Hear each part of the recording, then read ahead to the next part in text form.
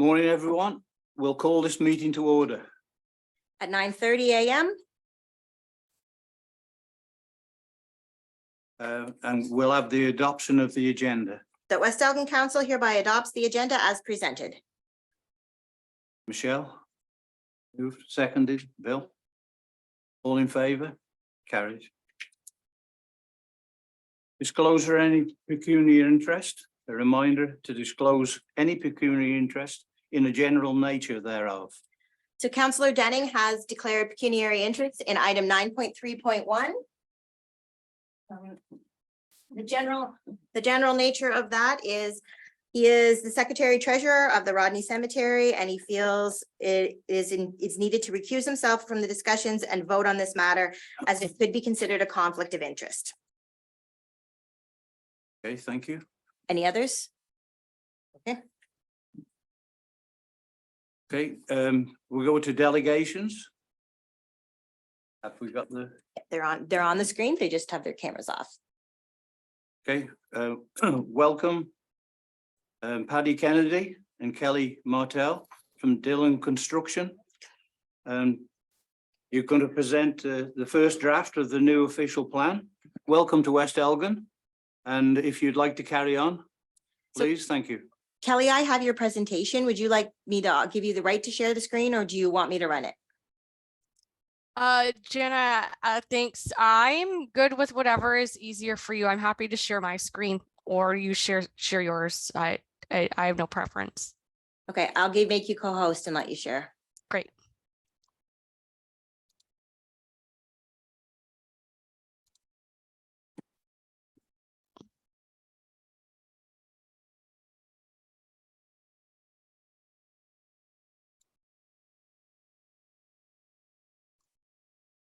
Are you able to see my screen now? Yep, we're fine. Okay, great. Thank you so much. Are we okay to proceed? Yes. Okay, thank you so much, everyone, for giving us the time today to provide you a brief update on the Municipality of West Elgin official plan.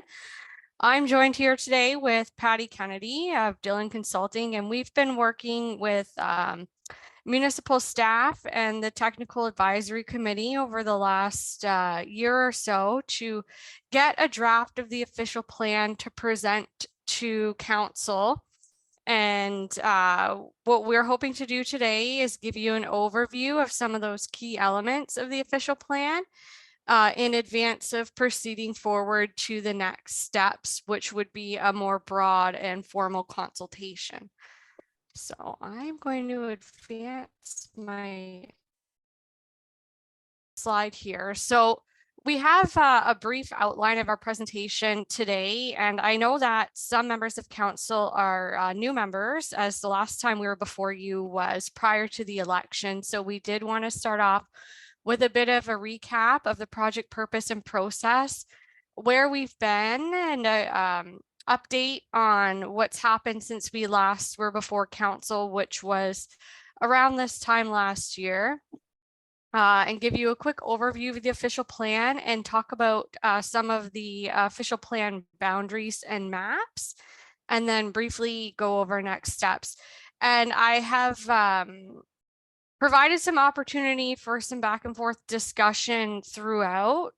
Certainly, if there are things that you have a question while we're on the slide, we're open to take questions throughout rather than at the end, because I recognize that it might be a lot to digest. So just wanted to let you know that. And I think, Jana, I would ask that if there are questions, let me know and we can field them as we go through. So to recap, in January of 2021, the municipality did launch the new official plan project. So your current official plan sets out the land use planning framework for West Elgin, and that was adopted in 2008 and approved in 2011. And that was some time ago now. It was over 10 years. So we are required to, under the Planning Act, every 10 years, take a look at changes in the policy and legislative framework and ensure that the local official plan sets up a growth management program for the city or for the municipality for a 25-year timeline. So since the adoption of your previous plan, there have been a number of important changes, and those really drive the need for a new official plan as well. We know that the municipality is facing a number of emerging growth management pressures. Things have changed. There's been some new legislation, and the county is also working on a new official plan to set out the broader vision for the next 20 to 25 years at the county level. What we have to do in undertaking this exercise to update your official plan is make sure that it reflects matters of provincial interest that are set out in the Planning Act. We have to make sure that the framework is consistent with the policy, the provincial policy statement of 2020. It would need to incorporate relevant legislative changes and policy directions, address growth management and economic development directions, and consider how existing settlement areas can accommodate growth and development to ensure that there is land readily available to address housing needs, economic needs, and institutional needs and commercial needs. We have undertaken this process in 3 phases.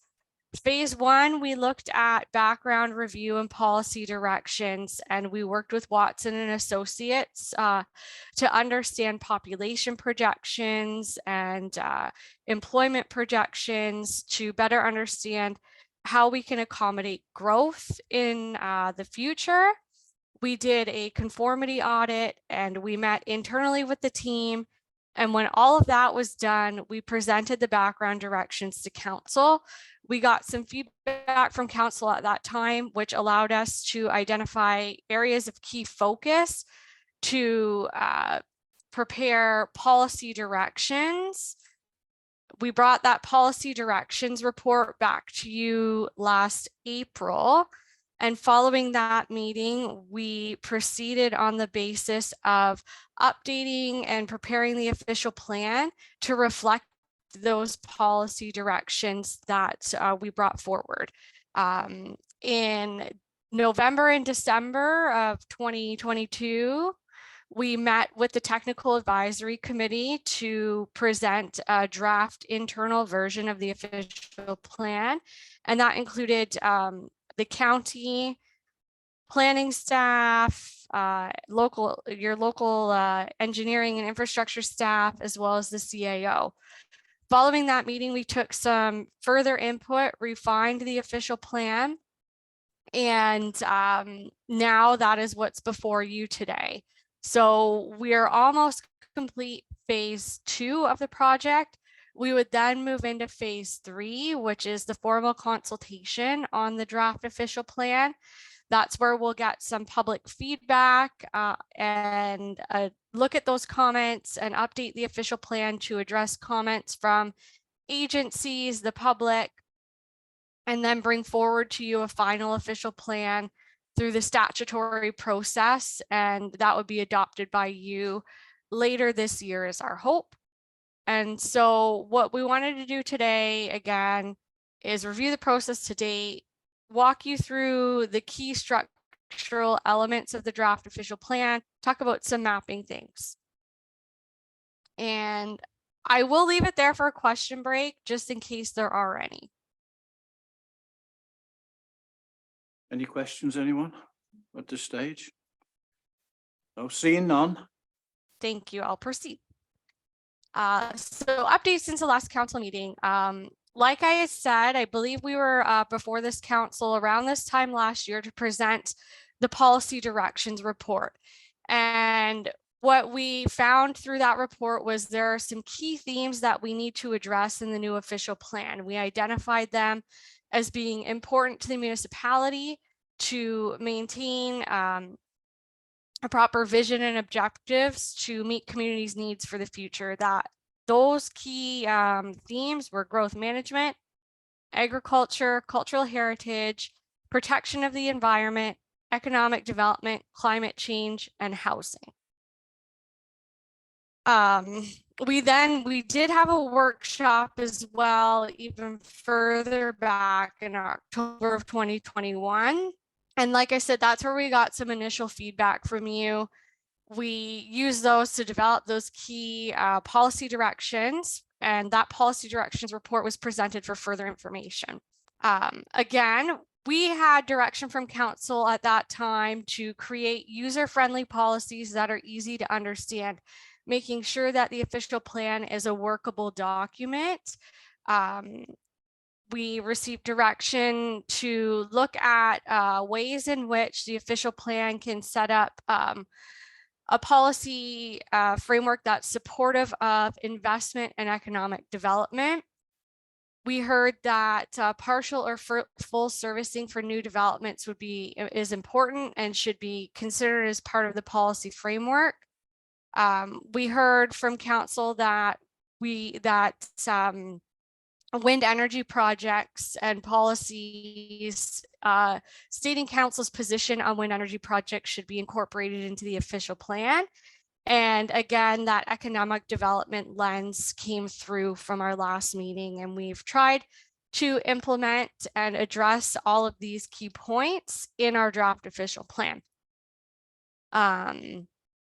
We also developed vision, goals, and objectives, which were presented for discussion and endorsement, and those key policy directions. So recapping, one of the key policy directions is related to housing in terms of both affordability and a range and mix of housing types, forms, and arrangements. And what we would like to achieve through this official plan is establishing targets for population and housing units, establishing policies to support and encourage rental housing, ensuring that the local municipal official plan aligns with the county official plan's target for affordable units. For reference, that would be aiming to achieve 20% of all new units in the county as affordable, and that the municipality would take on a portion of that. And then general policies to implement Planning Act changes regarding accessory dwelling units. That's really technical and related to the number of accessory dwelling units that are legislatively permitted on a lot. In terms of economic prosperity, what we indicated was that the official plan should introduce targets for employment growth, should identify new employment areas or employment lands to address longer-term economic prosperity, and provide flexibility for a wider range and mix of commercial uses and mixed uses within the main settlement areas as appropriate. And then we looked at agriculture, natural heritage, environmental conservation and source water protection, climate change, consultation, engagement, and implementation. And a lot of these are directives based on the provincial planning framework that we need to implement to ensure the agricultural land is protected appropriately, natural heritage is identified appropriately, mapped appropriately, and the development framework to protect those features is implemented appropriately. Addressing ways we can mitigate and address climate change, and ensuring that we have a framework in place to engage with stakeholders and the public and other levels of government, as well as Indigenous communities. So all of that we have incorporated into the new official plan. Again, like I said, we met in November and December with internal staff and the county, provided input. We met and discussed again in December to obtain further input from that technical committee. That feedback was then incorporated into the official plan prior to presenting it to you today and to the public going forward. We have not yet received formal comments from the county, but when and if we receive them, we would be required to incorporate the comments as necessary prior to presenting it back to you for formal adoption. So I'll have a question break again if there are any. I just want to clarify, Yeah. the reason we have to deal with the county's feedback, just for those who don't understand, is they are the approval authority for this. They are the approval authority for our official plan. So I just wanted the new council to understand that, Kelly. Absolutely. Thanks so much, Jana. No problem. Any questions at this time? Doesn't appear to be. Seeing none? Okay. Great, Thank thank you. you. So without further ado, I will give you a brief overview of the official plan. My understanding is that it is available on the city's website, and I think that Jana provided a link in the agenda package for you to take a look at. They did get it all Okay, perfect. ahead of time to read as a PDF. And yes, there's the links in Great. the agenda as well as on Okay. like to our website. Yeah. Great, fantastic. Certainly it is a hefty document. So the goal today is to go over those broad brushes, and then as we get into public consultation, there will be more opportunities to discuss with yourselves in future meetings. What we did was structure the official plan around a shared vision for the future of West Elgin that speaks to several themes, and we've put them in their own chapters in the official plan. So section 2 outlines the vision and goals for the official plan. Section 3 establishes the growth management framework on how land use planning and development is to occur over the time frame, which in this case is to 2046. Section 4 introduces the economic development framework. Section 5 provides policies that would be applicable throughout the municipality. Section 6 has policies that relate to the environment and aggregate resource. Section 7 has detailed policies for specific land uses such as residential, industrial, institutional. Section 7 is where the section 8, I misread, my apologies. Section 8 is where the secondary plans would sit. And section 9 provides the policies related to infrastructure, including roads and transit. There are also definitions and other sections that provide background basis and context for the plan. Again, those consultation and engagement policies and direction on how the policies should be implemented and interpreted. So the vision that is in and is the same as the vision that was presented to council in the policy directions report. It's on the screen, and that vision is to provide a framework for growth and development aimed at enhancing the existing vibrant rural community with clear directions for protecting our agricultural and environmental assets, enhancing local services, community facilities, and green spaces, ensuring that there is a range and mix of housing for current and future residents to meet their needs, and providing opportunities for economic development. There are a number of goals that are tied to that vision, and this is really what sets that foundation for everything else in the official plan that follows. Goals are on the screen. The first one is to focus growth within the existing service settlement areas of Rodney and West Lorne, to protect the rural and agricultural character of the hamlets and villages. We are aiming to achieve and foster sustainable growth in population, economic development, and housing. Improving the range of housing opportunities with compact and compatible development in an effort to build complete communities. And that really is an aim to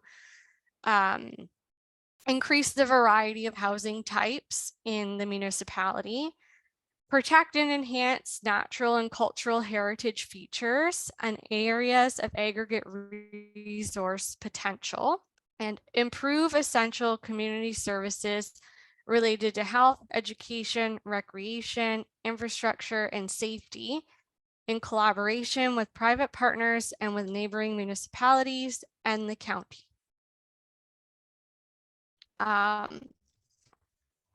The next section, like I said, is the growth framework and municipal structure. This gives us an idea about how much growth we're planning for. And what we did is include all of the background population and employment forecasting work that Watson did into the official plan to set some numbers for those key year goals. So by 2046, we anticipate that the municipality will have a population of 6,000 people, which is a 1% annual increase from 2021 to 2046. We anticipate that there will be 800 new jobs in that time frame, which is generally about 35 new jobs a year and a 1.4% annual growth rate. And in that time frame, the number of new households would be 770 new households, or 31 new households a year. And with those numbers in mind, what we did with the growth framework and municipal structure is kept true to the general intent of the growth strategy that the municipality already has, with the overall hierarchy of development being directed to Rodney and West Lorne primarily, and then introducing those new targets and measures to assist in managing local growth priorities. We did do an analysis in terms of whether or not the existing boundary of Rodney and West Lorne were able to accommodate those new 770 units. And we did find that generally the boundary can accommodate those units, but through our conversations with council over the last year and a half, we do understand that there are some constraints on the ground within those boundaries that may make some of the lands not developable. And so we are looking at this as an opportunity to consider refinements to optimize land in Rodney and West Lorne. And that would be, Patty will walk you through those options later on in the presentation. In terms of the employment side, we do need to add a minimum of 16 hectares of additional urban employment land to address those 800 jobs that we are anticipating by 2046. And we did identify a new employment land on the maps in this official plan, and I'll walk you through where that is a little bit later on as well. So in terms of what this looks like on the ground, in the set out our municipal structure as Schedule 1. It identifies Tier 1, 2, and 3 settlement areas, which align with the county's current official plan's hierarchy of settlement areas. Tier 1 and 2 are Rodney and West Lorne. That's where the majority of the new growth would be. Tier 2 settlement areas may see some small amounts of growth, and Tier 3 settlement areas again might see a limited amount of growth, recognizing Rodney and West Lorne are most capable to accommodate growth on services. Port Glasgow is identified separately on the schedule because it's subject to its own policies through the secondary plan for that area. And that is dealt with in its own section, but we do show it on this map. I will pass it over to Patty now to talk about the boundary changes and the growth framework. Thanks, Kelly. Good morning, members of council. Just a few slides to walk you through some of the proposed boundary changes.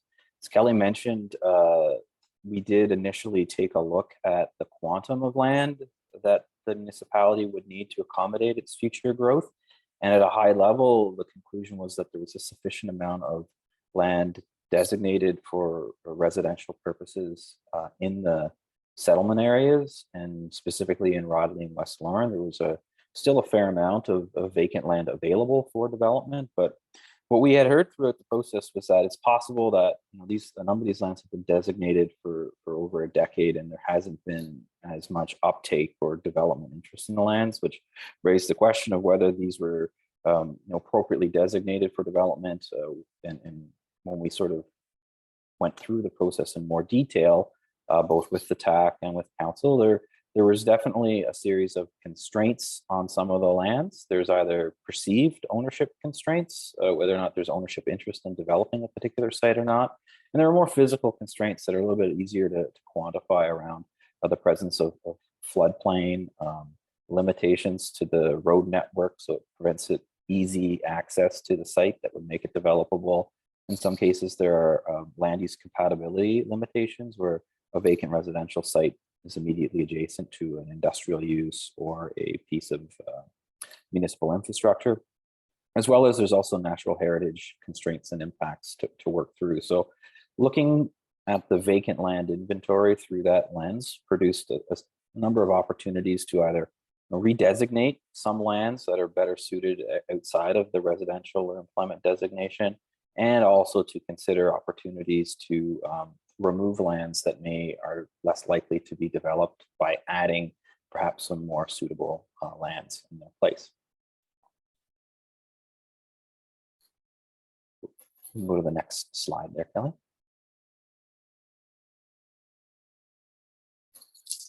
So what you'll see here is the current land use plan for Rodney. In yellow is lands that are residential, and purple are employment. Kelly's going to talk to that in more detail, so I'm not going to get into that. And the reds represent highway commercial at the south end and sort of the downtown commercial uses. And green is your parks and open space uses, or parks and recreation spaces. So that's kind of the current framework. 238 hectares is the size of Rodney's settlement area. And the land use pattern, we're not going to go through the vacant land inventory in detail, but generally, those large lots you can see are generally the vacant ones, and the ones that are more finely subdivided are basically the lands that are developed already for the most part. If we go to the next slide, we will see some proposed changes. And as I go through the proposed changes, it's worth noting that we're aiming for some progress over perfection here. The critical phase in this process is to actually get these ideas into the public domain to receive feedback. There's expectation that there's going to be some changes between now and when we have these plans back in front of you for adoption towards the end of the process. But with that in mind, I think it's worthwhile in walking you through at least some of the high level rationale for some of the proposed changes. So what you'll see here is a couple of categories of changes. And so the proposal is that there's approximately 27 hectares that are going to propose to remain in the existing settlement area boundary for sort of continuity and structural reasons, but they're not likely to be developed for a residential use. So the proposal is to remove them from the residential designation and put them in an open space category. And these are principally the lands that you can see that are hatched in green to the east side of the settlement area.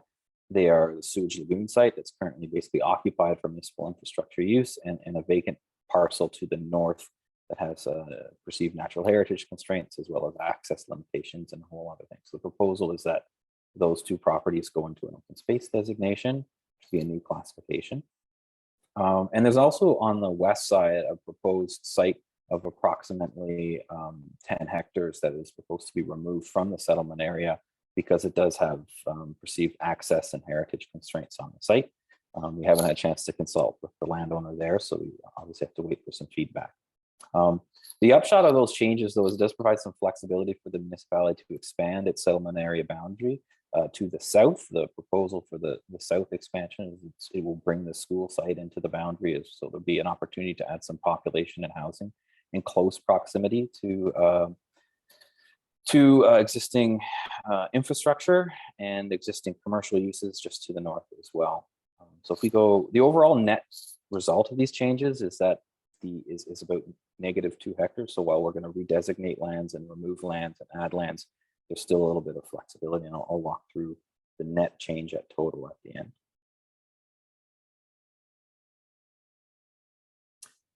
In West Lorne, this is the current settlement area structure, and you can see the majority of the current vacant residential lands where the sort of large parcels are concentrated are sort of to the south and to the west. And the same sort of settlement, same land use categories exist on the site. So the current boundary encompasses approximately 244 hectares. The proposed changes in West Lorne on this next slide, you'll see, are a little bit more, a little less in quantum anyway, and not as significant in terms of the additions, but there are at least 3 sites that are proposed to be removed because of either their access, transportation access, or natural heritage constraints. You can see those are the sites that are hatched in yellow and gray to the west, and a small parcel to the north.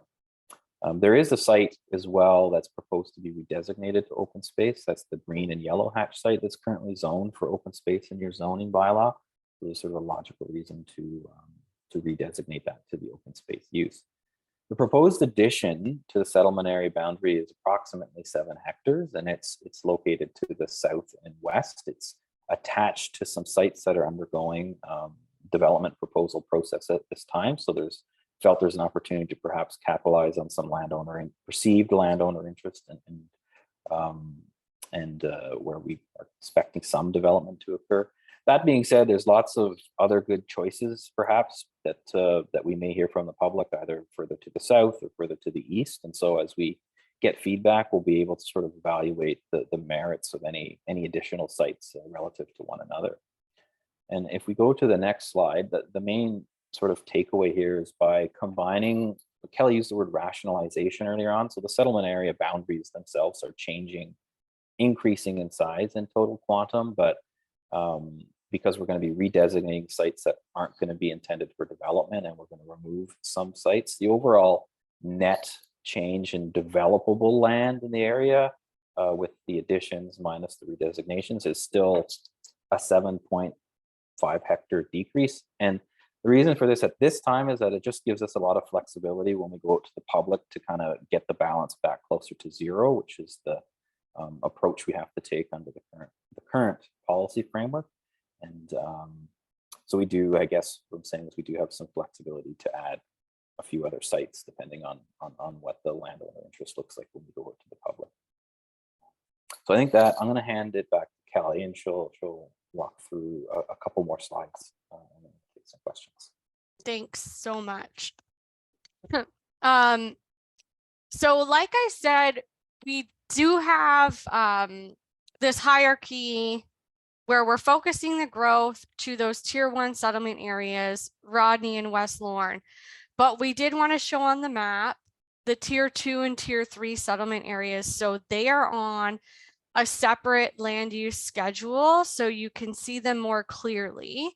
And they're shown on the screen with Eagle and New Glasgow being the tier 2 and Clacton being a tier 3.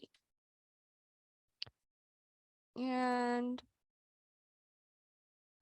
recognizing the historic rural residential pattern of the municipality and some of these other rural residential areas having local significance and local meaning, are showing the rural residential areas on their own map. And we're calling that map Rural Residential Schedule 4D. So there are about 9 rural residential areas in total that we're showing. And with that, I have another space for a question break if we wanted to open up for any discussion, or if there are questions on this portion being the growth framework portion. Questions? Bill, do you have? Through the chair, just a quick comment. If you go back 2 slides, I believe New Glasgow and Eagle are reversed. Oh, thank you. I will make a note of that and we will update that map.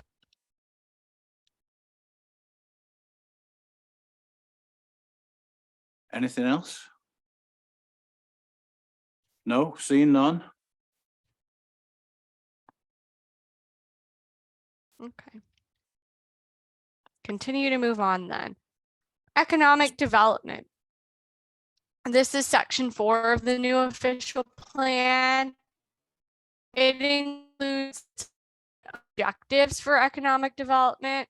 The section itself is broad and it builds on the policy framework. And if the municipality were to undertake an economic development strategy in the future, what we would recommend is that the outcomes of that strategy support amendments or additions to the official plan's economic development section in the years to come, recognizing the dynamic nature of both the economic structure of today may not be what it is in a few years from now. That is the most appropriate way for the official plan to be responsive to those changes, ebbs and flows in the broader economic context. What we also did is include some land use considerations for intensification of employment areas to allow your current areas of employment to include a broader range of uses, optimize the way they're being used, redevelop with a bit more flexibility. Again, as I said, there was a need identified by Watson for more employment land. So we introduced that employment land and that's shown on a map, and that would reflect the future demand, and it's intended to support ongoing, continuous and future economic development and employment attraction in the municipality. And as I noted before, that addition, the shortfall is 16 hectares. So what we looked to do was add an additional 16 hectares to make it kind of that net zero that Patty was talking about on the residential side as well. When we looked at determining the most appropriate location for that employment land, we had some criteria. That criteria was good access to regional transportation networks. So that's the highways, physical connectivity to existing employment lands to create a contiguous area and allow for synergies of existing uses. Looking for flat to slightly rolling topography in areas with minimal environmental issues. Somewhere that would provide opportunities for efficient and effective vehicular access and circulation, especially for heavy truck traffic, and an area that could provide buffering to minimize noise and air pollution to the residential areas and other non-residential areas where appropriate. So that was our criteria in selecting an area. And what we did, what I'm showing here on the map, is we looked at the existing structure of where employment lands were located. And on this map, what we're seeing here is the areas in purple are your straight employment areas, and the areas in pink kind of around the 401 there are commercial employment areas. And then you've got your tier 1 settlement area. And when we factored in all that criteria, what we thought was the best addition is the little area right adjacent to the existing industrial designation, close to the 401. So we've got that on the left, you see it on a star. On the right hand side, you kind of see it hatched out there in purple. And all in all, that is 16.01 hectares. And we believe that this will link the highway node near the municipal offices to the Rodney settlement area. And operatively in the official plan, this is shown on Schedule 4. Question break here. Any more questions? Seeing none, please continue. Thank you, will do. Like I said, we have section 5 covers general policies, and these are applicable to the whole municipality. They set out broader criteria to ensure that this municipality can develop to promote complete communities, climate change, ensure that the provision of parks, open space, trails, and recreational facilities is appropriate and able to accommodate current and future residents. Accessory dwelling units, again, this is something that needs to be implemented to address provincial legislation to allow for that type of use. Policies for home occupations and businesses, bed and breakfasts, group homes, lodging houses, cannabis growth, institutional uses. So what we've done there is we've provided some flexibility. So if you need a school, schools can be permitted on any land use designation rather than being stifled to a specific designation. Then we have introduced some policies for land use compatibility, development compatibility, and infrastructure considerations. In terms of environment and resource, the policies we've introduced into the official plan have been introduced in a way to address matters of conformity with the provincial policy plan and county direction. So we've updated the mapping, which is Schedule 2 of the new official plan, to reflect the latest mapping from natural resources, as well as the county's natural heritage study. And we're showing it there. And that sets out kind of development constraints for the purposes of protecting natural heritage. And we show water bodies, areas of natural and scientific interest, provincially significant wetlands, and woodlands. In terms of aggregate resources, we have included aggregate policies in the official plan, and we've identified aggregate resources on Schedule 6 of the new official plan. And those aggregate resource areas are shown on that map kind of in that beige color, and that is where the policies would apply. Question break. Yes, Teresa, please. Good morning. So I'm just looking for clarification. So council attended Roma in January, and we had a great talk in regards to looking at for housing issues in our municipality or most municipalities, that we would look at shared homes. So say there's an empty nester and they have an entire basement with a separate entrance and that, and looking at that in our plan, would that go under the accessory dwelling units, or what heading would that idea go under?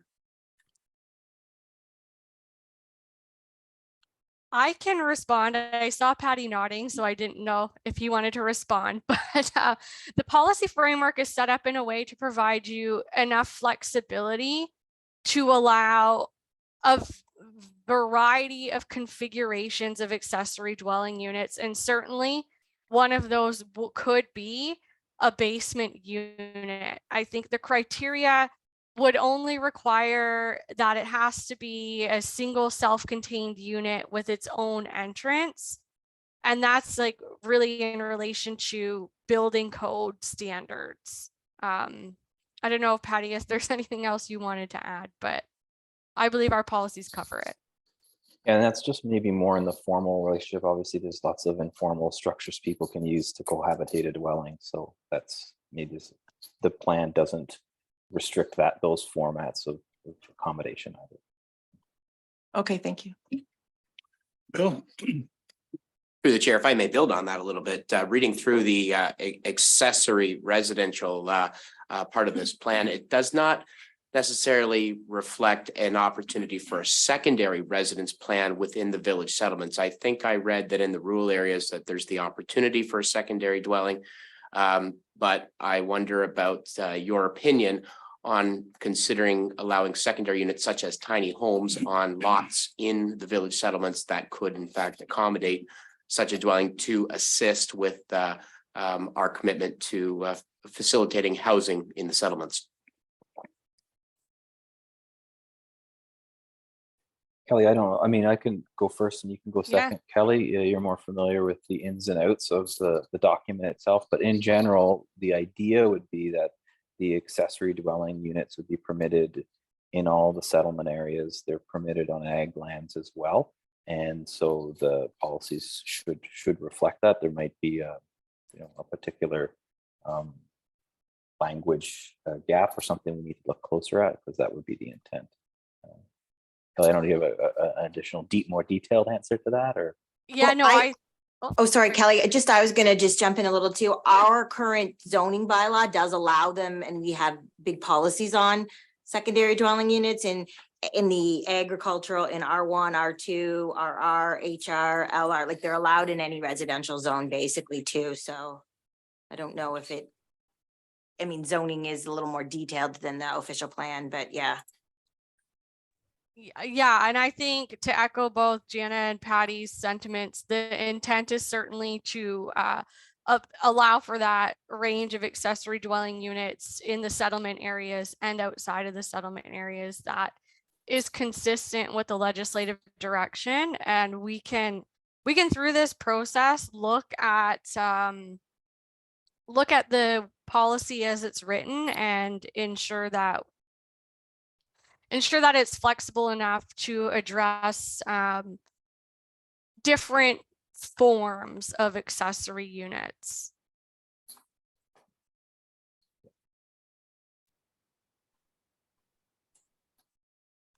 Okay. Everyone else? No? No more questions at this moment? Okay, great. Move on then. Section 7 is where we get into those detailed land use policies. And so Patty spoke about this quickly when he was showing his maps for the boundaries of the settlement areas. But there are specific policies that apply to each color on the map effectively. So the dark pink area is the rural commercial / employment designation, and specific policies that apply to anything with that coloring on the map is in its own subsection in section 7. Same with the hamlets. Those are kind of shown in that orange color, and there is a specific section that would apply there. Rural employment is the light purple, and there are policies that correspond with how you can develop on those lands. Lakeshore is this light blue, teal color here. And then the urban area is shown on these maps as just one color because we're showing them at a more detailed level on separate schedules. And that is schedule 4A for Rodney. And Rodney has commercial designation, downtown core, employment, open space, and residential shown here on this map. And each one of those has their own policies to guide development in the settlement area. And it is the same for West Lorne. Downtown core is red, and the downtown core policies are the same in West Lorne as they are in Rodney. The employment is purple. Again, the policies are the same for both Rodney and West Lorne. Open space is green, and then the residential is everything else in the yellow. And then we have a special section, section 8 for secondary plans, and a secondary plan provides an even more granular level of land use guidance and policies for a specific area in the municipality. So it might have a residential designation, but the residential designation has more detailed policies than you would see anywhere else.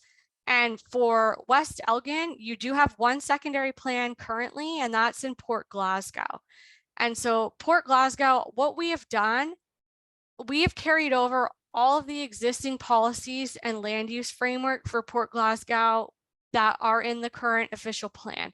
We've made no changes here. The secondary plan was approved and it is in your current official plan, and there's not a need to revisit it at this time. It had been studied and gone through a detailed process for its approval. So everything that applies to Port Glasgow is shown in section 8, and the policies to guide residential, commercial, mixed use, seasonal residential, waterfront amenity, parks and open space are all in there. There's also some more specific guidance for where trails and view corridors should be incorporated as Port Glasgow develops. So we've made no changes. That is as it has always been. Question break. Any questions, please? Seeing none, Great. continue, please. Will do. Thank you so much. Section 9 deals with infrastructure. That sets out policies for transportation, water, wastewater, and stormwater management, electrical power facilities, alternative and renewable energy systems, energy conservation and generation, waste management, public utilities, green design, and human-made hazards. Two key things I wanted to point out about this section for you today are transportation. Specifically, there is a transportation schedule where we've identified a road hierarchy that aligns with the county's road hierarchy as well as a local road hierarchy. And with respect to the alternative and renewable energy systems, what we've done is we've included council's position on the wind energy, and based on direction from last time, council had suggested we look at the policies contained in the Dutton Dunwich plan. And so we looked at those and we adapted them for this context. And here is the transportation schedule that I was just speaking to. This identifies the provincial highway in red, county minor arterial roads in kind of a olive green color on my screen. The county collector roads are identified as green. We're showing a tourism corridor and local roads as well. And this can, this is going to work together with the rest of your land use planning framework to ensure mobility throughout the municipality on a go forward basis. Question break. Any questions anyway? Seeing none, Moving on. The last sections I'll talk about are the implementation pieces. So this is kind of the how, getting the official plan on the ground, and dealing with it in a day-to-day basis, and interpreting it. And those are sections 1, 10, 11, and 12. They have administrative matters. They have direction on how to engage with and consult with the public, stakeholders, Indigenous communities, and other interest groups. We have policies on what would constitute a complete development application to allow the municipality to assess planning applications. We have direction on how certain parts or certain pieces of the official plan are to be interpreted, what to do if there's a conflict, when someone may need to amend the official plan, when an official plan amendment is not required. That's also included there. And then we have included definitions to help provide clarity to some of those terms in the official plan that we use frequently, like development, intensification. So it's very clear what they mean and how they are to be applied. And this is, I think we're coming near the end. So this is one of the final question breaks. Yeah. Any questions, anyone? No, seeing none. Oh, sorry, Bill, carry on. So through the chair, and just in case I don't get the opportunity, if there's not another question break, first of all, thank you so much for this presentation. You noted towards the beginning of your presentation that your work was based on population projections of West Elgin, just a little over 1%. Now, the provincial government has suggested that in that same time span up to 2046, that they expect 37% increase in the province. Certainly aware that urban versus rural is different, but that 1% projection seems incredibly conservative. And I think that the plan's been based on that. I'm just wondering if there's a reason why you've chosen to do this in a way that seems very, very abundantly cautious against the idea that we could experience more growth than 1.1%. Thank you. Perhaps through you, Chair, I will answer the question, and Kelly, you can add. Sure. There's two different numbers here to think about. So the 1% is an average annual population growth rate. Looking at the quantum as a whole from a housing growth perspective, there's about 2,100 housing units in the municipality, and so our plan is for about 770 new units, so that the rate of change over the full horizon is closer to 35% growth. And so we can maybe try to be more clear, I think, in breaking those growth rates down and what they look like, sort of the annualized average rate versus like the total over the 25-year period, for context, and also the difference between housing and population. So it is actually like, I know it's the 1% is not the number that gets people excited, but it is 35% increase over the current number of households you have. So it is actually quite significant in that respect. I don't know if does that answer the question or make it more clear, or does it raise more questions? Or Thank you. Any more questions on the floor? No, seeing none. Thank you. We'll carry on to next steps then. Immediate next steps, making sure I'm not on mute. I'm not. What we're hoping to do today is seek direction from council to proceed to formal consultation. Assuming we get that direction from you today, what our hope is that we would enter formal consultation in the spring of this year, essentially in the next couple of weeks. I believe the draft is already available on the project website. What we would do then is have some meetings with agencies and stakeholders, which, as I said, we have met with the county as an approval authority. So some of those meetings have already started. We anticipate that once the draft is more formally circulated, we may have to talk to the Conservation Authority and refine some of those heritage maps. And then we want to have a formal public open house to get formal feedback from the public in early May. Then we would look to have a statutory public meeting before council in early June, and that's required as part of the Planning Act process. that is the time when we would come to you with what we heard at the public open house, what changes we have considered. You might see some mapping changes at that time. Take any final feedback at that statutory meeting, review those comments, and then finalize the official plan, which we would present to you for adoption in late June, early July.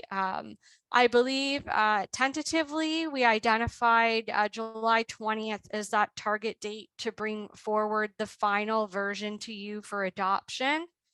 And then once it is adopted, it would, as Janice said, go to the county for their ultimate approval.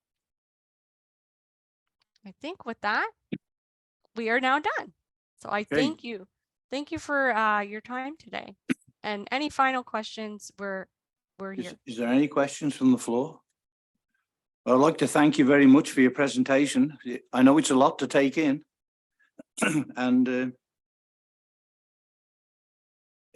it is a lot to take in. So I think we have a resolution that we'd like to say, please. Yes, so if you guys are ready, the resolutions that West Elgin Council hereby directs staff and the consultant to host public engagement sessions regarding the draft official plan presented on April 13th, 2023 to garner feedback from the public. Mover, Teresa. Seconder, Michelle. All in favour? Carried. Thank you very much. Thank you. Thank you. Thanks, guys. And with that, we're going to take a 5 minutes break. Okay. Then we'll go to public meetings. Well,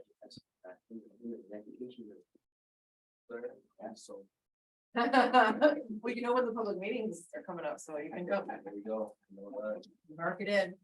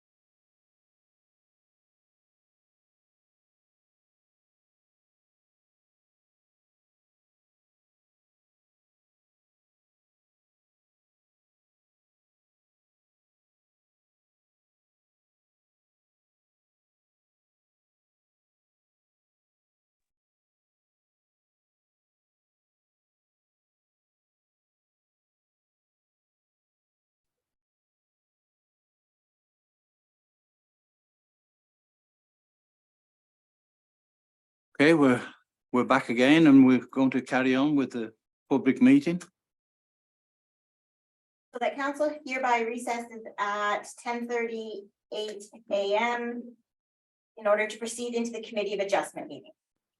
Mover, please. Dresser, seconded Bill. All in favour? Carried. So now we're on. Okay, so I call this meeting to order. So the West Elgin Committee of Adjustment hereby convenes at 10:38 a.m. to consider application for minor variances for land located at 26188 Pioneer Line and 23832 McLean Line. Mover, please. Michelle, Dresser and Michelle, seconded. All in favour? Carried.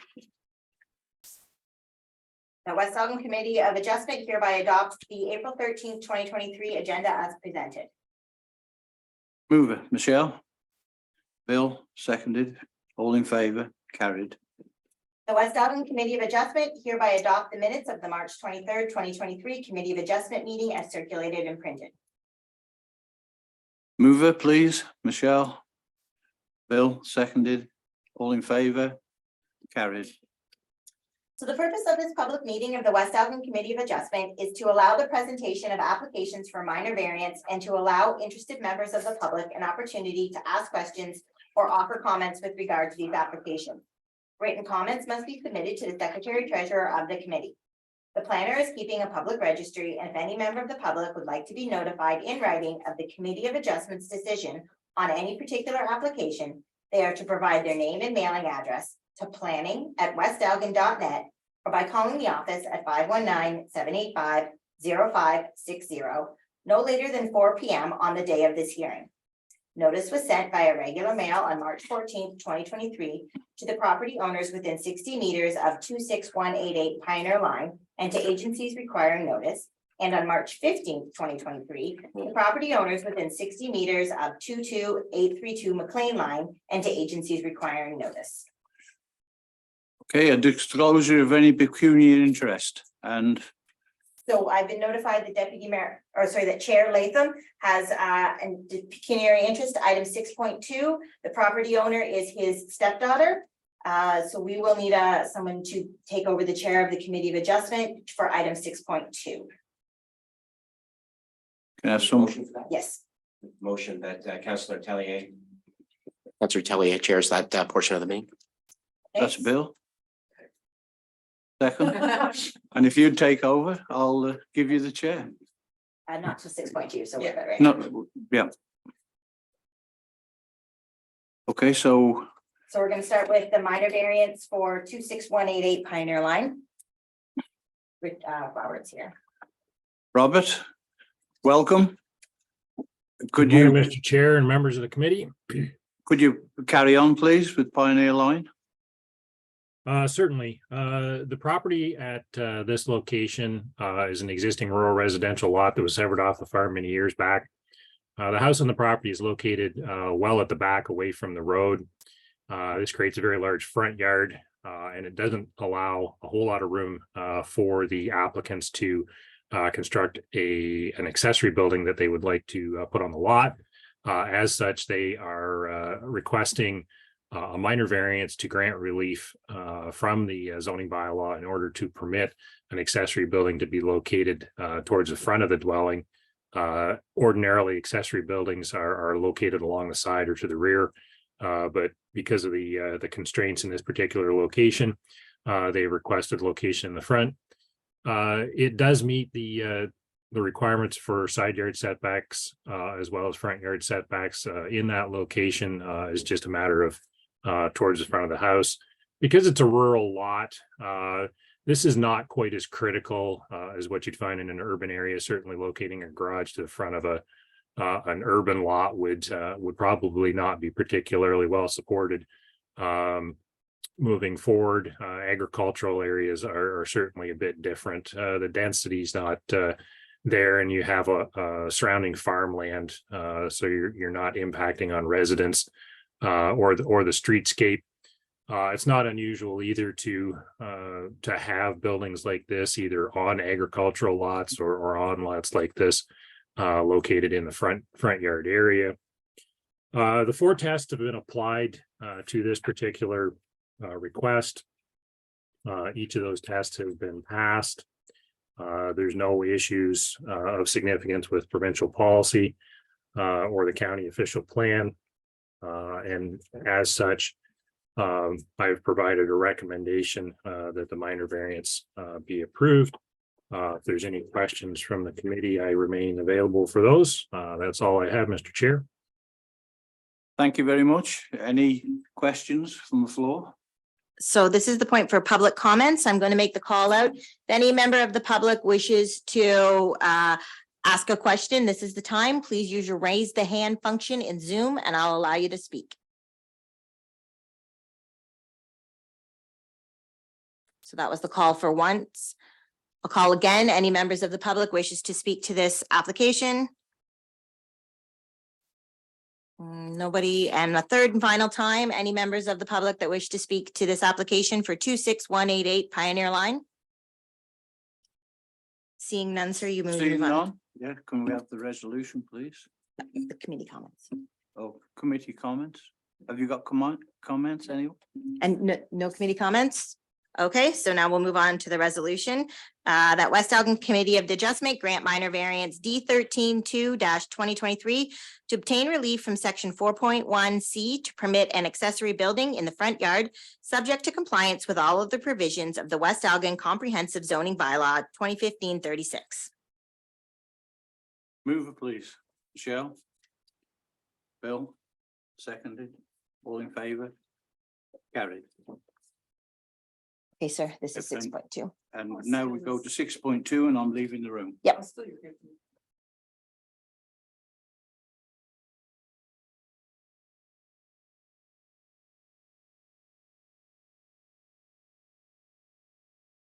So the committee is now on to 6.2. It's a minor variance application for D1303-2023 22832 McLean Line. The clerk can go ahead. So we'll let Robert present his report at this point. Thank you, Madam Chair. The application located on McLean Line. You'll notice we have a bit of a theme going this meeting. Another large, deep lot with a house located towards the rear. In this particular request, they are planning to make some sizable additions to both sides of the dwelling. And because of the narrow nature of the lot, they are requesting relief from side yard setbacks on both sides. And I will make note, and I have made this correction already in the decision. The applicant pointed out that I got my east and west mixed up on this particular lot. So the requests are actually the reverse. It doesn't change the assessment any. The applicant had been in touch with the surrounding landowner, and he didn't express any concerns with the proximity of the additions that were being proposed. It's both living space along the west side of the property. They're looking for a reduction in the side yard setback of 7.5 down to 6. And then along the east side, they're looking for that a reduction from the same 7.5 down to 1.8 for a large addition. That would be a garage and additional living space as well on that. The additions don't impact on the existing septic system. It's been evaluated under the 4 tests. Each of those have been passed. There's no issues of provincial significance raised or issues with the county official plan. And with the noted corrections in the decision, I'd also make note too that the one addition that's located along the west side of the lot will require a reduction in the rear yard setback from 10 meters down to 8 meters. That too was also assessed under the 4 tests and didn't raise any issues of concern. So as such, my recommendation to the committee would be to support the three requested variances, again, subject to the switching of the east and the west, which has been done in the decision. That's all I have, Madam Chair. So we'll open up to any public comments now. So again, if any members of the public wish to speak on the application for 22832 McLean Line, please use your raise your hand function in Zoom and I will allow you to speak. So I'm going to put the call out a second time for any members of the public that wish to speak. And a third and final call for any members that wish to speak on this 22832 McLean Line. Seeing none, we'll go ahead for any committee comments. Seeing none, we'll go to decisions. So looking So for that West Res- Elgin Committee of Adjustment grant minor variance D 13-3-20 or 2023 to obtain relief from section 7.1, table 7.1, item 5A to reduce the required yard setback along the west lot line from 7.5 meters to 6 meters and reduce the required side yard setback along the east lot line from 7.5 to 1.8 meters. And West Elgin Committee of Adjustment grant minor variance D 13-3-2023 to obtain relief from section 7.1, table 7-1, item 6A to reduce the required yard setback from 10 meters to 8 meters. All requested relief is applicable to the additions as noted in figure 2 on report 2023-15. looking for a mover or a seconder. Committee member Denning has moved it. Yep. And committee member Navaka seconded. All in favor? So carried. Okay, do you want to bring this?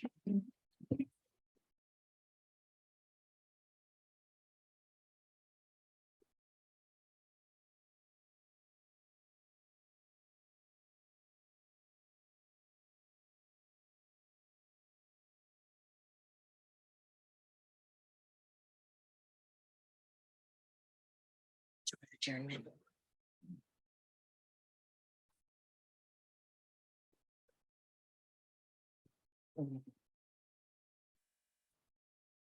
Okay, so we go to adjournment. The West Elgin Committee of Adjustment hereby closes the public meetings held pursuant to section 45 of the Planning Act at 10:50 a.m. and reconvenes in open council. Move it, please. Teresa? Michelle? All in favor? Carried. Okay, where did we go? So we're at the adoption of the minutes. The adoption of the minutes. At the minutes of the regular meeting of the council on March 23rd, 2023, the special meeting of council on March 27, 2023, and the committee of the whole meetings on March 30th and April 6, 2023 be adopted as circulated and printed. Move it, please. Michelle? Bill, seconded. All in favor? Carried. Any business arising from the minutes? So during the last committee of the whole meeting, council had discussed the idea of having would like an ad hoc committee for the old town hall. So I do have a resolution for that. The idea was you wanted to promote, the most you could have would be 2 members of council, and then to see if you wanted to advertise for how many members of the public. Okay, so So I have the general idea. Do you want some discussion on who and what? yeah, I think we'll need discussion to see who's going to sit on that committee. The old committee, I did sit on it myself. But that doesn't mean I have to sit on this one, and I want to hear from council. Through the chair. I would like to sit on the committee as I put the motion forward, Okay, unless anyone else is really dying to.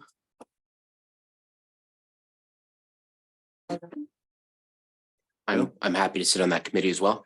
okay, so it seems we have, are you okay with that? And I am, right, so we have Michelle and we have Bill that are willing to sit on that committee.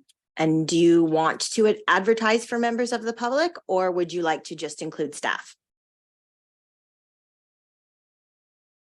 go through. Through the chair, I think we should invite some community members to sit on this. I think we are working on a short timeline to get the best options out, so.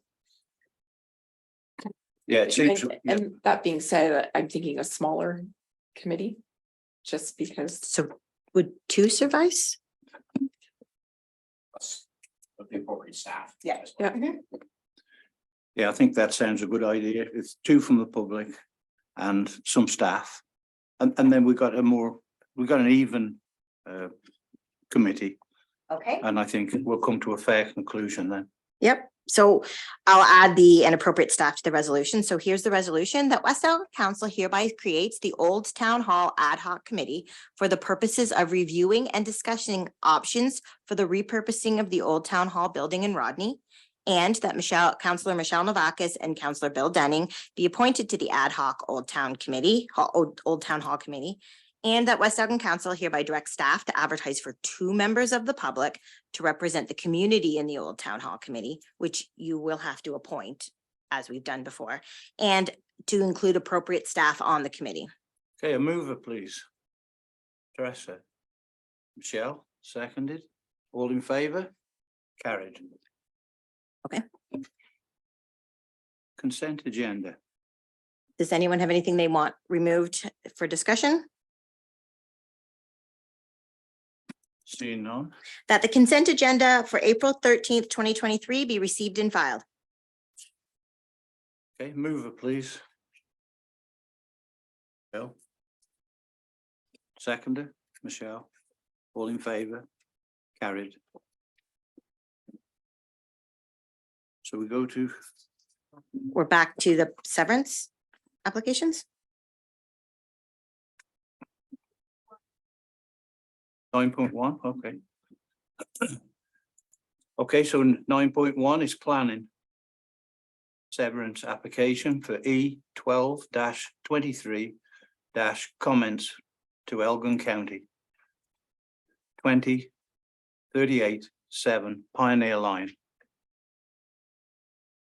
Is Robert back on that? He is right there. Yeah. Okay, thank you, Robert. Thank you, Deputy Mayor. The application before you today is for the severance of a surplus dwelling. The house, again, continuing with the theme of located quite a distance from the road. In this particular instance, we typically require folks to either flag shape or hammerhead the lot, as you can see in the sketch here. Includes the driveway as well as a utility corridor from the road to the lot. The septic and water well have been reviewed on this property as part of the submission and are both good. The farm itself is actually being purchased from the current owner. It's surplus to them. There is an active agreement of purchase and sale on that. These are becoming more and more common over the years, where individuals wish to retain the home and sell the surrounding farm, but aren't able to qualify on their own. So this allows an opportunity for them to do that. The particular lot that's being requested in this particular instance is just slightly over 2.5 acres. Includes the house and outbuildings on the property. As part of the surplus dwelling severance, it will require rezoning of the farm and the lot to recognize its new restricted agricultural use and the farm to prohibit any further dwellings being located on it. It does not, however, restrict ongoing use of the property for agricultural purposes, nor would it limit the construction of any agricultural related buildings to support the farm use itself.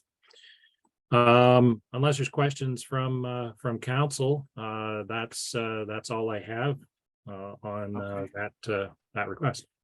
Any questions from council? Recommendation, please.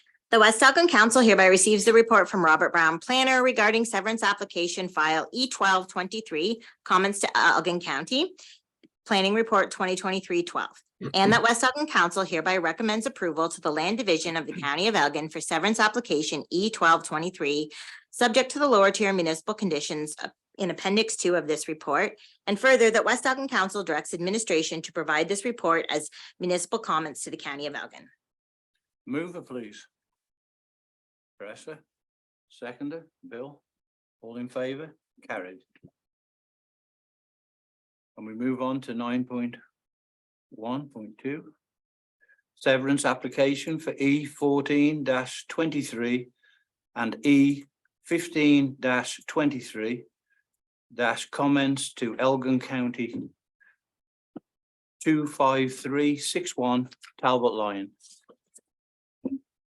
Have you got something on that, Robert, please?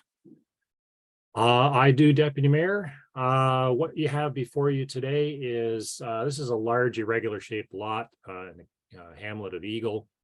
The property owner recently acquired the property. The outbuildings that are on the property have actually been removed. I was by this property a couple of weeks ago.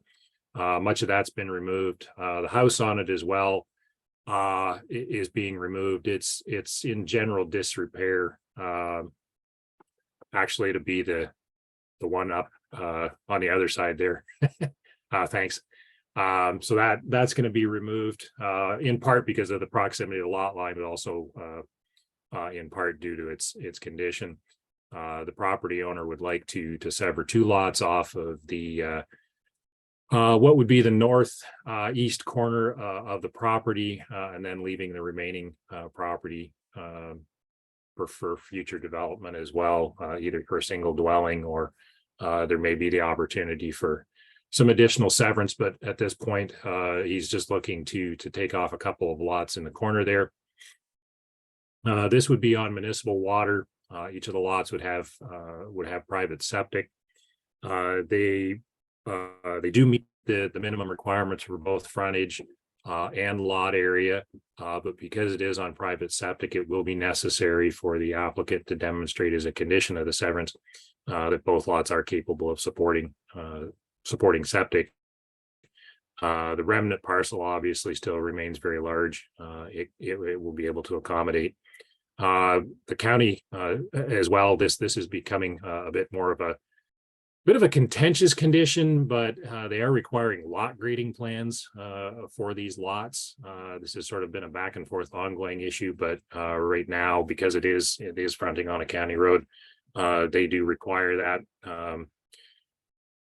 Applicants have been able to satisfy these requirements, thankfully, but I know there has been a little bit of resistance. So there may be some ongoing discussions with the county, but for now, applicants have been able to satisfy the conditions. Because of being located within the hamlet, the lot creation itself is permitted. This is an infill situation. It is in compliance with provincial policy in the county OP, and also in compliance with our lot creation policies under the official plan. As I mentioned, this property is a hamlet residential zone, and each of those lots do meet the minimum requirements for both width and total lot area. And unless there's questions from council, that's all I have, Mr. Deputy Mayor. Yes, Michelle. Through the chair, Robert, just can you very quickly tell me what you were talking about with the county? I didn't quite understand what you were saying. As part of this is, I don't want to say this is just a West Elgin issue. This is something that we've come across more and more. Because there's been a really big push for development, there's a lot of people coming back with doing things like this, like these infill lots, where you have development that's in a row and maybe you have a gap where either a lot's being created or developed. And there's been because this isn't done as sort of a comprehensive overall plan, like a plan of subdivision. One of the details that has been a bit of a challenge is lot grading. Council may or may not be aware that under the building code, you can't shed water onto your neighbor's property And that includes obviously the county, and also includes West Elgin as well. You have to contain your water on the lot. That requires that the lot be graded properly and that there be a proper outlet for that water so that it doesn't shed onto a neighbor's property. The county's initial concern or primary concern is water shedding onto the municipal right of way. Drainage that's on the right of way is for the right of way. It's not to accept water from surrounding land. So it's become a bit more of an issue. And again, this is in any communities I've worked in, this has been an ongoing issue. But at the same time, it's also a bit of a challenge because there's some timing concerns. Normally lot grading plans are something you'd submit at the building permit stage. But the county is looking for something a little, they're looking for information a little sooner than that. Because, we have the county, we have West Elgin looks after building permits. The county doesn't, so they're wanting to make sure that concern is addressed up front so that they're aware that it's not something we would normally sort of communicate through the building permit process. Hopefully, that's a long answer to the question, but hopefully that answers your question. Thank you. That explained it really, really well. So I think, have you got a recommendation for that, please? Yes. The West Elgin Council hereby receives the report from Robert Brown, planner, regarding consent application file E1423 and E1523, comments to the County of Elgin, and that West Elgin Council hereby recommends approval to the Land Division Committee for the County of Elgin for severance application files E1423 and E1523, subject to Lower Tail municipal conditions in Appendix 2A and B of this report, and further that West Elgin Council direct administration to provide this report to as municipal comments to the county. Yeah, move it, please. Tressa, Michelle, all in favor? Carried. 9.1.3 severance application for E19-2023 comments to Elgin County on -13941 Colley Road. Robert, please. Thank you. Again, this is a request for surplus dwelling severance at this particular location. The lot that is being requested to be severed is just shy of 2 acres. Again, this is a lot that's located, or a dwelling that's located some distance from the road. We have been able to kind of square this particular lot off a bit in order to not have the hammerhead or the flag shape in this particular instance. Also, this is again like the initial one that was described. This is the property owner has an agreement of purchase and sale on this property with a qualifying farmer.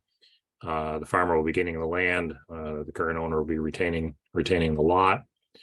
There are no that complies with the surplus dwelling severance policies under provincial policy as well as the county. I did note that the property does have some natural heritage feature located on it, but the lot severance itself is located well away from the feature and doesn't impact it. There are livestock facilities nearby, but they're about 800 meters away. And again, in reviewing the setback requirements, the severance of the lot doesn't create any issues for that livestock operation or the creation of the lot itself because of that considerable distance. The farmland again will be rezoned to prohibit future dwellings, but continue agricultural uses, and the lot itself will be rezoned to restricted agricultural, recognizing it's now rural residential non-agricultural use. There were no comments or concerns expressed about the proposed severance. Building department did indicate that septic inspection and well test will be required as conditions of the severance. And unless there's questions from council, that is all I have, Mr. Deputy Mayor. Thank you. Questions?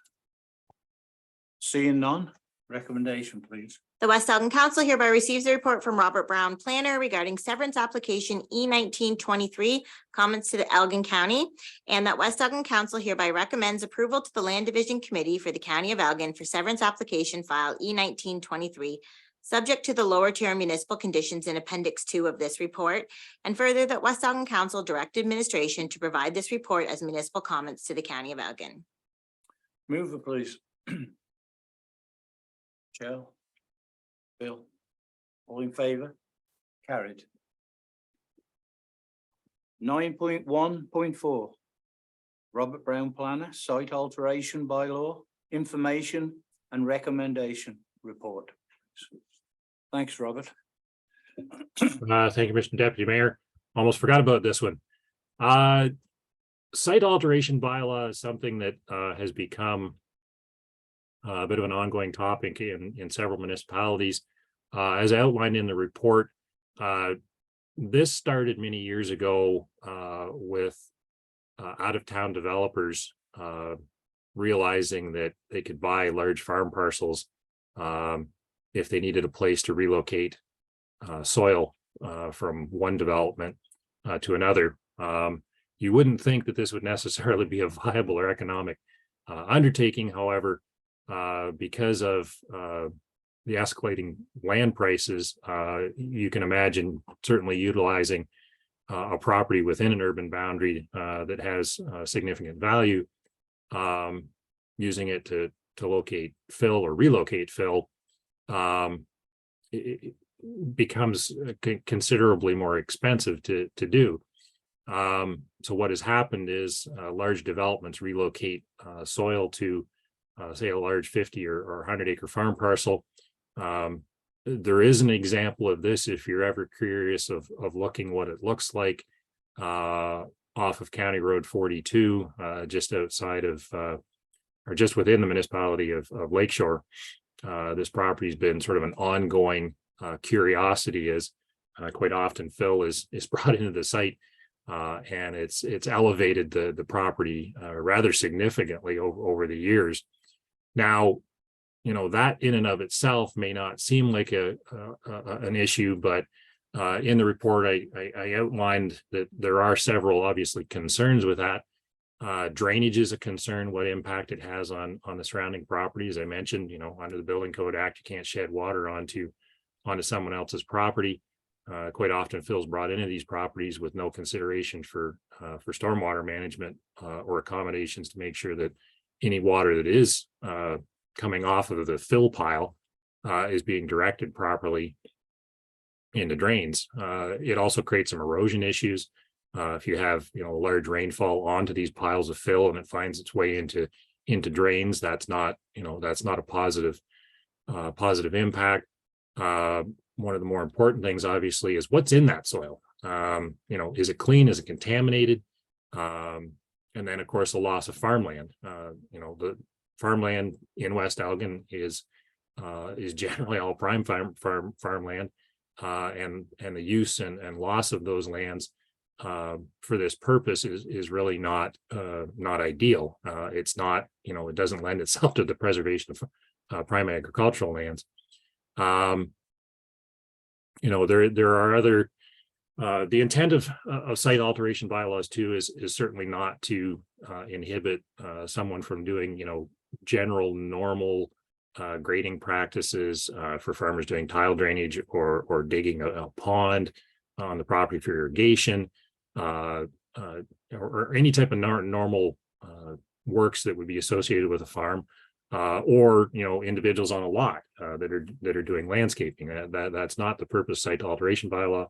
It's really aimed at making sure that you know, properties aren't inadvertently used for a purpose that really is not appropriate, and doesn't or hasn't gone through some type of review process to ensure that it's not impacting on neighboring water courses. It's not impacting on groundwater. We're not losing prime agricultural lands. We're not impacting on natural environment, such as potentially significant wetlands or wooded areas. So that's the general purpose of bringing site alteration bylaw forward. to present to council is to give the municipality the ability to again, not necessarily restrict, but provide a review process where there are significant plans to alter the grade or bring in fill or whatever that involves, allows a review. And out of that review, things may be fine, or as part of that review, there may be steps that have to be taken, or just flat out a restriction because it's not appropriate in that given location. Unless there's questions, that's all I have, Mr. Chair. Well, thank you very much for that information. Very informative. Any questions from the floor? Seeing none. Could we have the recommendation? please? Sure. That West Elgin Council hereby receives the report from Robert Brown Planner regarding the development and implementation of a site alteration bylaw, and that West Elgin Council reviewed the draft site alteration bylaw and direct administration to proceed with the development of necessary support materials, forms, agreement template, and set fines, and bring forward a completed bylaw at a future council meeting. Can I have a mover? Michelle? Bill? All in favor? Carries. 9.2. So this is there's a grant out right now, an inclusive community grant, and one of the big ideas for it and one of the big promotions for it is promoting active living for seniors and people with limited mobility. So as part of the grant, you need to have council support through the form of a resolution to apply for it. We have some support letters from elder and senior groups in West Elgin. We have had confirmation from the Optimist Club of West Lorne that they would like to partner with us. The grant is only for 60,000, so it will not complete the whole park. And they have done a portion already and they want to keep going as they can fundraise. So working in partnership is what we've already been doing, but we need to formalize it and get a resolution that you guys are comfortable with us applying for the grant. Grant does good work. So, any questions from council? No. So can I have a mover? Oh, do you want me to Please. read it? Yes, That please. West Elgin Council receives a report from Janet Nethercott Clerk, re 2023 Inclusive Community Grant, and that West Elgin Council hereby requests staff proceed with applying for the 2023 Inclusive Community Grant for the creation of multi-use pathways in Miller Park and to continue the partnership with the Optimist Club of West Lorne for this project. Okay, mover, please. Bill? Seconded by Michelle. All in favor? Carried. 9.3. Bill, I think you have a pecuniary interest in this one. I shall recuse myself. If you would, please.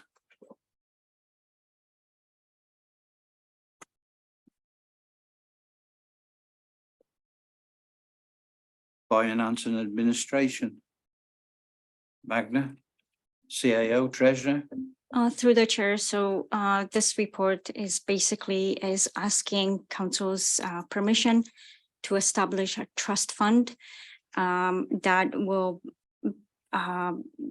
basically provide relief to financial implications to the cemetery board, but at the same time will relieve council from having responsibility of managing that trust fund, as when trust fund is being established, council have no authority on how the funds are being spent.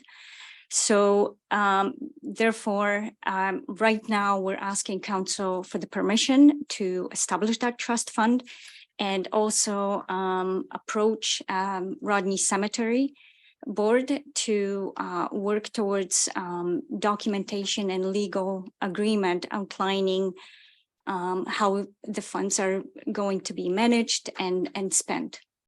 So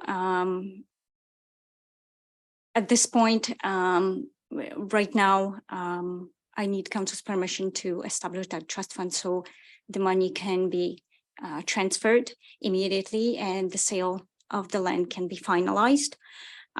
If for some reason, and I had to put that with, and I don't think there's going to be any issues down the road, if no satisfactory arrangements can be made with the Rodney Cemetery, the funds will be returned back to them.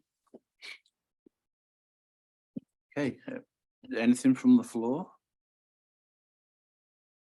Sounds very good, but Okay, that West Elgin Council, oh, sorry, are you good with that? yes, I am. Okay, sorry. That West Elgin Council hereby receives the report from Magda Badura, CIO Treasurer, reestablishment of a trust fund, and that West Elgin Council grants permission to accept the funds from the Rodney Cemetery Board with the understanding to establish a trust fund, and that West Elgin Council directs staff to prepare documentation and a legal agreement outlining the management of the funds. We have somebody move that. Teresa, seconded by Michelle, all in favour? It's carried. Bill can come back.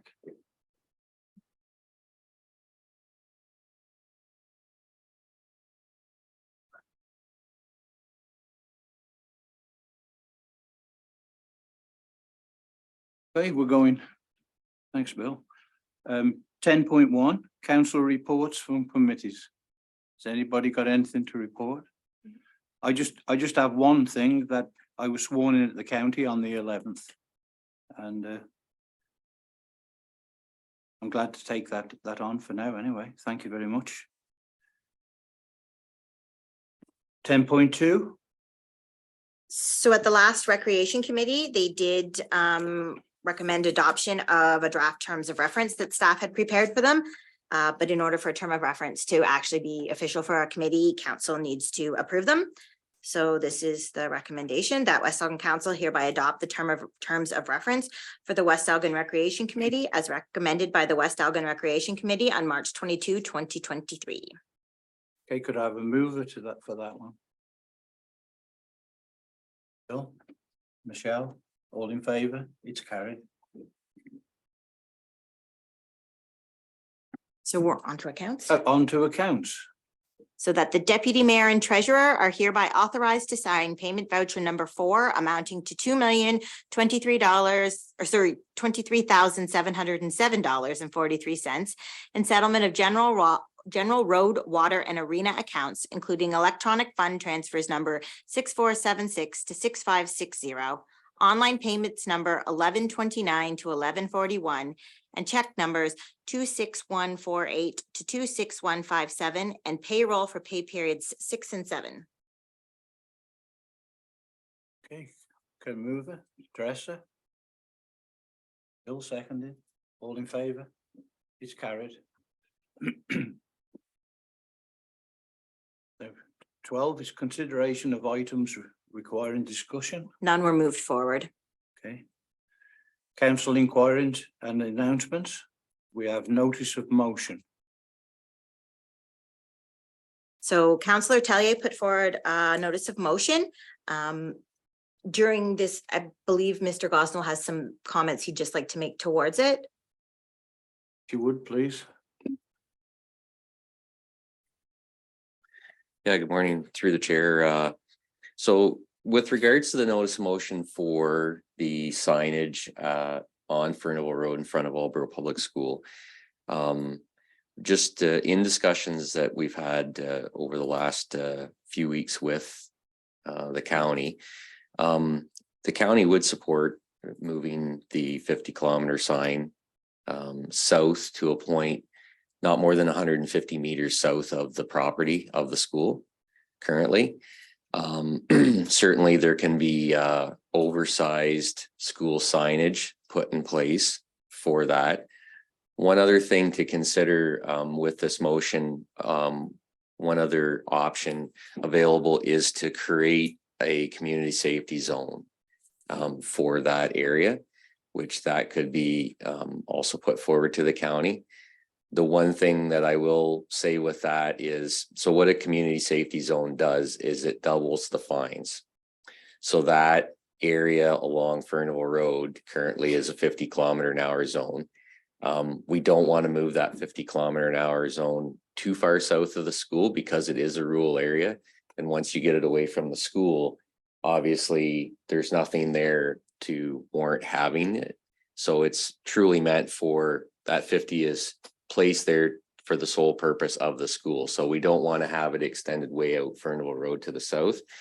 But with having a community safety zone there, there would be signage put in place, and essentially what it does is it doubles the fines. So if you're caught doing 20 kilometers an hour over the speed limit in that zone and the fine is $100, now it's going to be $200.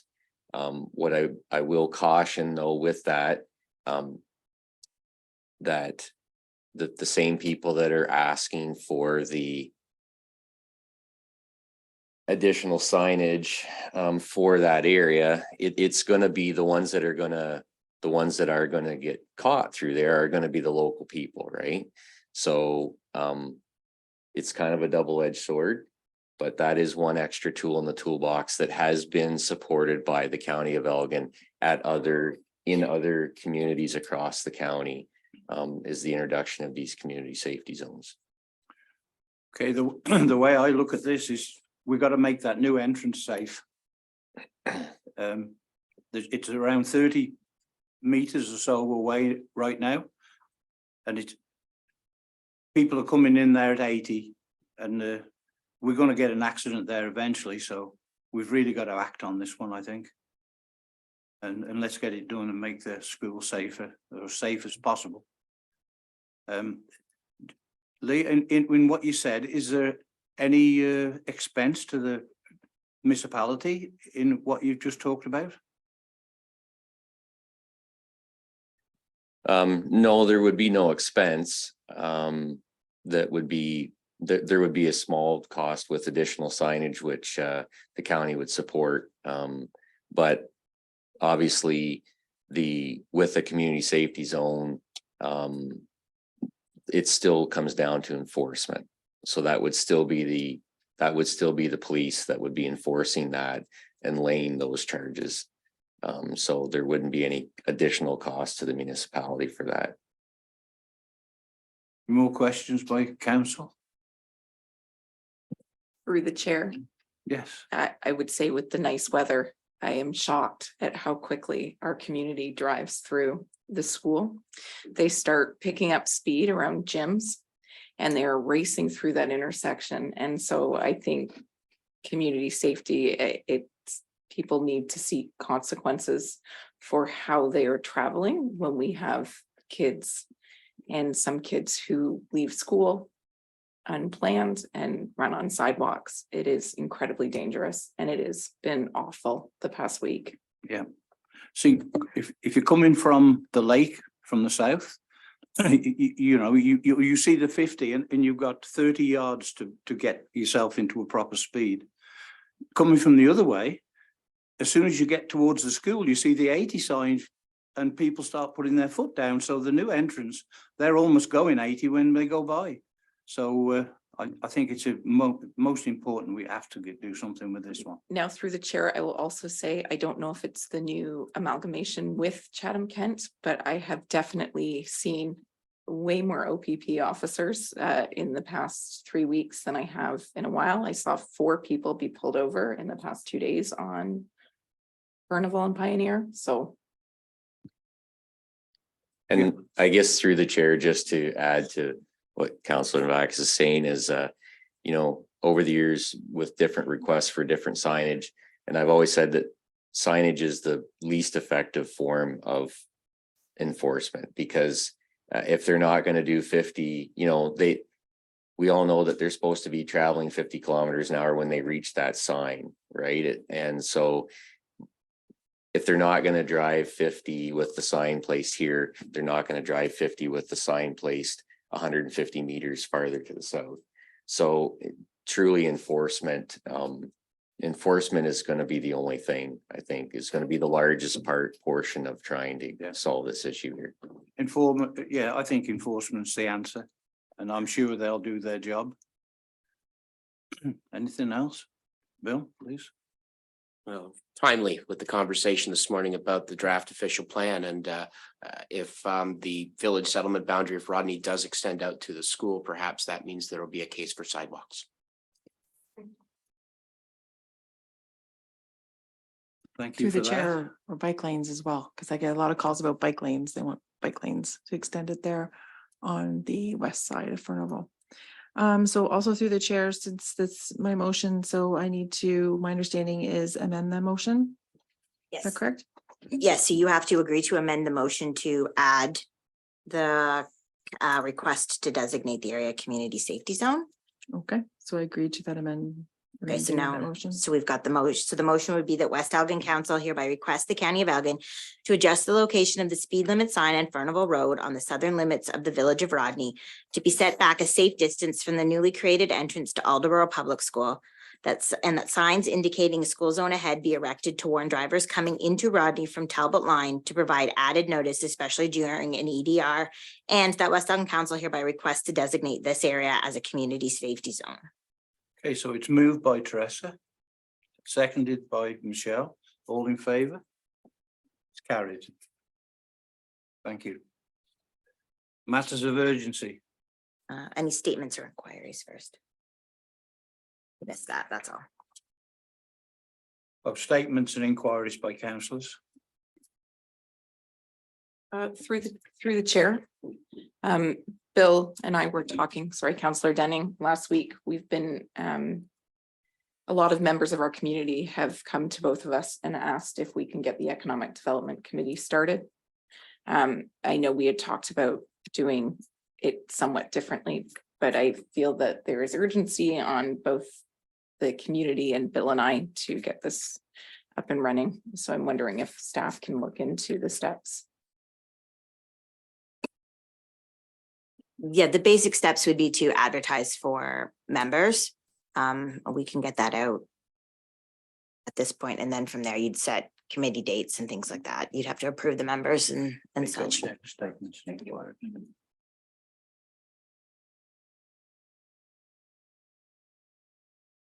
Okay on that one?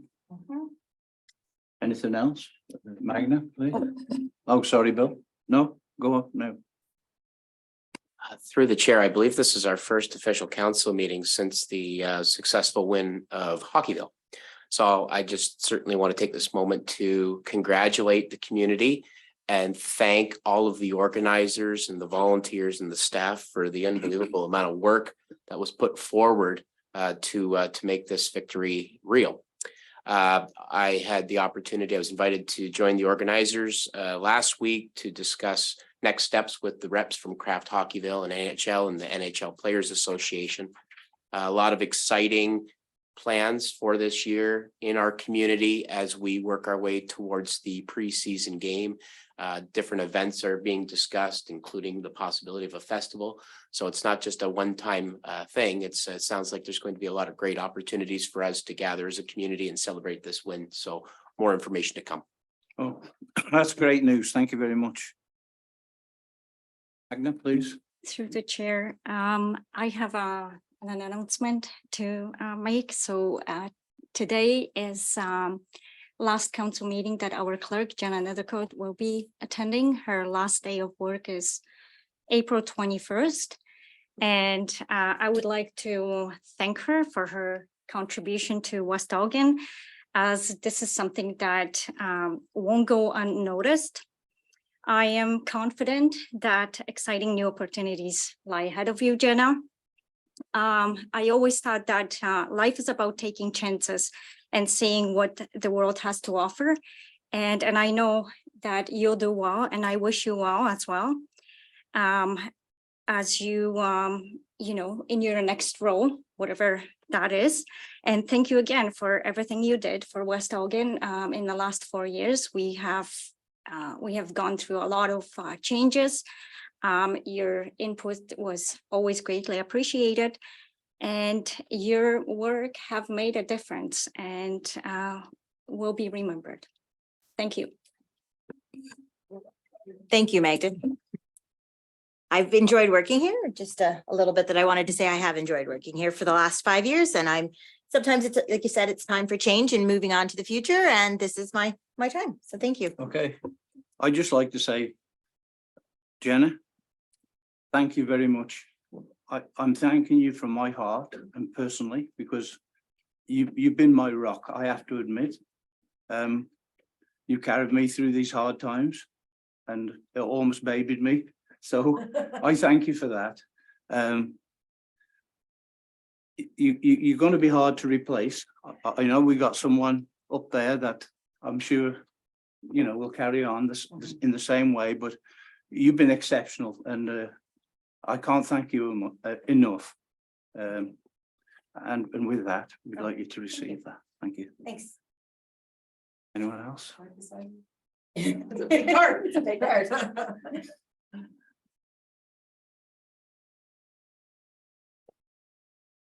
Okay, so we've done. And on to, I guess, matters of urgency. Matters of urgency. Seeing none. So we got the 14 bylaws.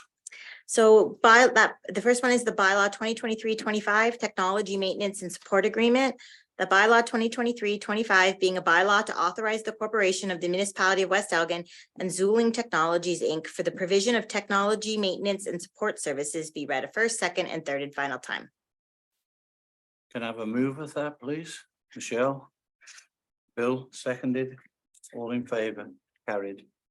So that bylaw 2023-26 to appoint a clerk.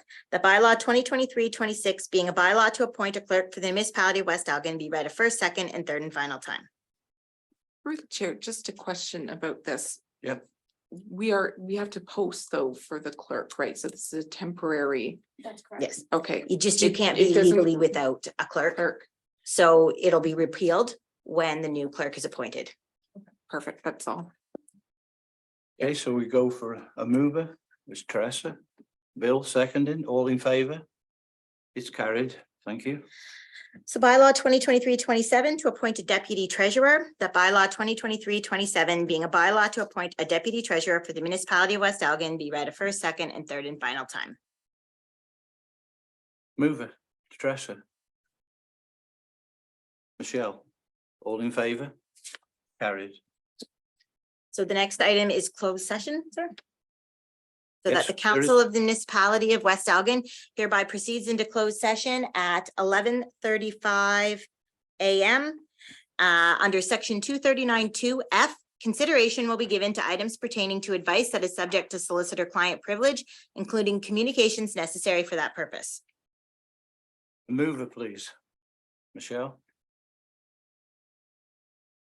Teresa. All in favor? It's carried. Okay, so we just have to lock the meeting down.